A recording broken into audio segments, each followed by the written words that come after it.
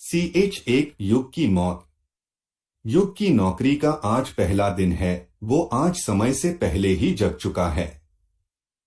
वैसे तो युग डेली जल्दी ही जागता है, लेकिन आज के लिए वो जल्दी जगा है ताकि पहले दिन ही उसे किसी की डांट न सुननी पड़े।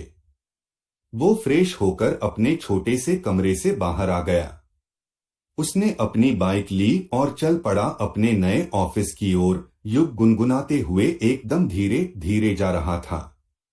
आज का मौसम उसे बहुत ही खुशनुमा लग रहा था।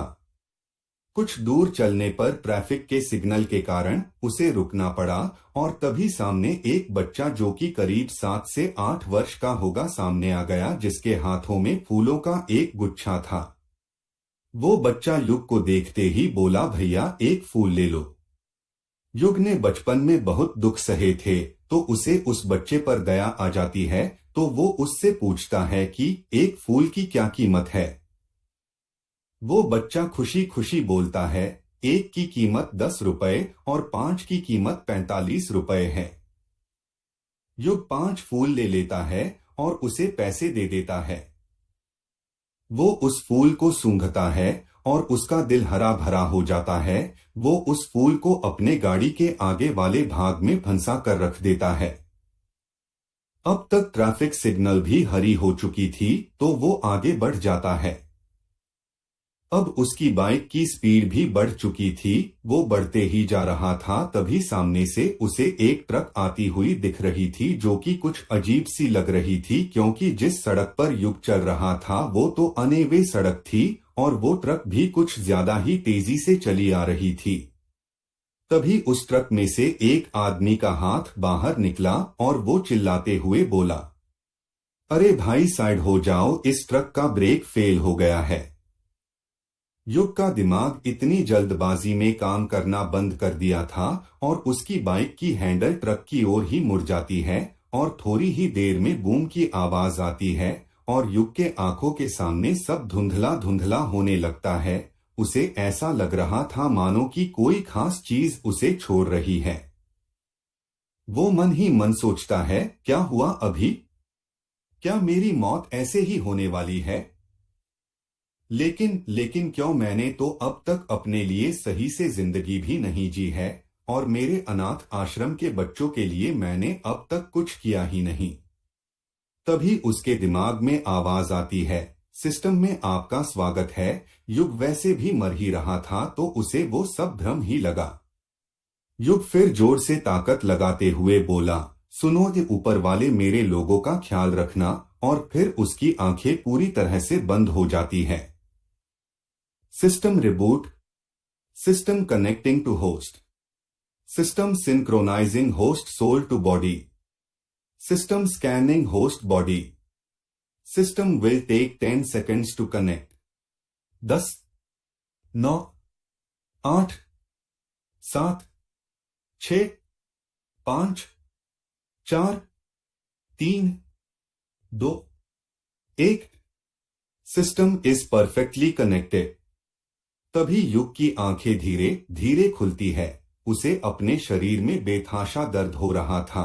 वो फिर भी किसी तरह उठता है और बैठ जाता है और अपने चारों ओर देखता है, तो उसके होश उड़ जाते हैं, क्योंकि उसके चारों ओर खून और कटी फटी लाश ही दिख रही थी। ये सब देखकर उसे उल्टी आ जाती है। युग ठहरा धरती का आदमी, जहां ये सब देखने को नहीं मिलता। युग फिर सोचता है, मैं तो मर गया था न, तो ये कौन सी जगह है? मेरी मौत तो सड़क पर हुई थी, तो मैं यहाँ कैसे आ गया? वो ये देखने के लिए थोड़ी दूर तक देखने की कोशिश करता है, तो उसे पता चलता है कि वो किसी जंगल जैसी जगह पर था और दूर तो काफी हरियाली थी, बस उसके आस पास का नजारा ही देखने लायक नहीं था। तभी उसे एक आवाज सुनाई देती है। युग अपने चारों ओर देखता है, लेकिन उसे कोई नहीं दिखाई देता, तो वो सोचता है कि ये उसका कोई भ्रम होगा, तो वो उस आवाज को अनसुना करके सोचने लगता है। तभी वो आवाज उसे फिर से सुनाई देता है, अरे बेवकूफ, तुम्हें ही बोल रहा हूँ, इतना क्या सोच रहे हो? अब युग को लग रहा था कि ये उसका कोई भ्रम नहीं हो सकता, तो फिर वो अपने चारों ओर देखता है। तभी वो आवाज बोलती है, इधर उधर मत देखो, मैं तुम्हें नहीं दिखाई दूंगा, ये बस मेरी आत्मा का एक टुकड़ा है जो बस बेहद ताकतवर लोग ही देख सकते हैं, और तुम तो बस एक साधारण से इंसान हो जिसने अब तक तो ऊर्जा के बारे में सुना तक नहीं है। युग को कुछ तो समझ नहीं आया, लेकिन उसे इतना समझ आ गया कि ये जो भी है उसे पागल बना रहा है और उसके साथ कोई प्रैंक कर रहा है। और फिर क्या था, युग का गुस्सा फुट पड़ा। वो चिल्लाते हुए बोला, बेवकूफ गधे इंसान, तुम्हें दिखाई नहीं देता आस पास क्या हुआ है? लोगों की मदद करने के अलावा तुम्हें मस्ती की सूझी पड़ी है। वो आवाज ये सुनकर सत्ते में आ गई। ये क्या था और ये मुझ पर क्यों भड़क रहा है? वो आवाज फिर युग को समझाते हुई बोली, देखो मैं सच बोल रहा हूँ, मैं तुम्हारे सामने ही हूँ, लेकिन तुम नहीं देख सकते क्योंकि तुम एक आम इंसान हो। युग था एक मॉडर्न दुनिया का आदमी, उसे कहा ये सब समझ आने वाली थी तो उसने उस आवाज को इग्नोर किया और उठने की कोशिश करने लगा। वो जितनी बार कोशिश करता वो हर बार गिर जाता। वो आवाज ये देखकर थोड़ी कड़क आवाज में बोली, सुनो मेरे पास ज्यादा समय नहीं है और ये तुम बार बार बंदर की तरह गुलाटी मारना बंद करो। तुम कितनी भी कोशिश कर लोगे लेकिन तुम नहीं उठ पाओगे। अब युग को थोड़ा बहुत समझ आ रहा था कि ये आवाज उससे झूठ नहीं बोल रही है और वो वहीं बैठ गया। वो आवाज युग को इस तरह आराम से बैठा हुआ देख थोड़ा हैरान हुई, क्योंकि उसे लगा कि उसे समझाने के लिए और मेहनत करना पड़ेगा, लेकिन फिर भी उसे थोड़ी राहत हुई कि चलो अब आसानी होगी। वो आवाज बोली, मैं विधु आश्रम का प्रिंसिपल हूँ। मेरे ही कुछ साथ के आश्रम के प्रिंसिपल्स ने मिलकर मेरी हत्या कर दी और ये जो तुम्हारे आसपास के लोग मेरे आश्रम के ही टीचर है। युग विफरते हुए बोला, तो तुम क्या चाहते हो मैं जाकर इनका अंतिम संस्कार करूं? और तुम ये बताओ ये जगह कौन सी है और मैं यहाँ कैसे आ गया? वो आवाज बोली, ये जगह मेरे आश्रम के क्षेत्र में ही आती है और तुम नहीं, यहाँ सिर्फ तुम्हारी आत्मा आई और तुम जिस शरीर में हो वो भी मेरी ही है। मैं जब मरने वाला था तो मैंने एक प्राचीन विलुप्त विधि आत्मा परिवर्तक से एक आत्मा को अपने शरीर के लिए बुला लिया। मैंने सोचा था कि तुम एक ताकतवर आत्मा होगे, लेकिन तुम तो बस एक आम इंसान हो। युग उसके बात सुनकर सदमे की स्थिति में चला गया और जब तक वो वापस सदमे से बाहर निकला तब तक वो आवाज पता नहीं क्या क्या बोल चुकी थी।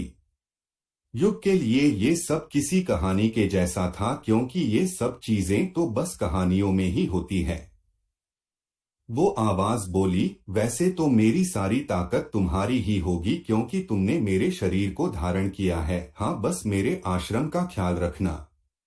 वैसे तो अब उस आश्रम में कोई बच्चे तो नहीं बचे हैं, लेकिन तुम किसी तरह इसका अस्तित्व बचाए रखना, ये मेरी आखिरी ख्वाहिश है। फिर उसकी आकृति पूरी तरह से गायब हो रही थी और आ रही थी। वो आकीर्ति बोली, ठीक है मैं चलता हूँ, मैं ज्यादा देर तक इस रूप में भी नहीं रुक सकता। युग को थोड़ा बहुत समझ आया, लेकिन उसे एक बात पूरी तरह से समझ आ गया कि ये बातचीत उसकी आखिरी बातें हैं। तो युग ने पूछा, आपने अपना नाम तो बताया नहीं अब तक? उस आवाज ने ये सुनकर हल्की सी मुस्कान दी और अपना नाम बोला, मिस्टर परफेक्ट। क्या थी मिस्टर परफेक्ट की कहानी? क्या था वो सिस्टम? क्या होगा युग का अब?